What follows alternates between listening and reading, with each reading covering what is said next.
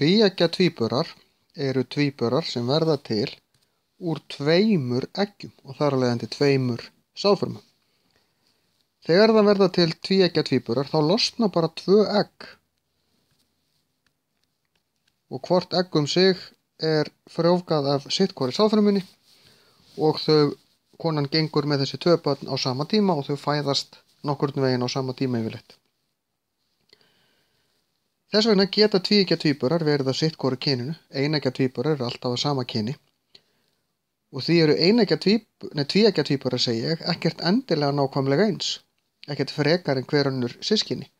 Eini munurinn er að þau eru jafngömul, eru oft saman í bekk, ekki alltaf, alast upp á nákvæmlega sama tíma og fá kannski frekar sama uppeldi, frekar en systkini það sem er lengra á milli þeirra og upplifa fleiri atburði saman heldur en önnur systkini.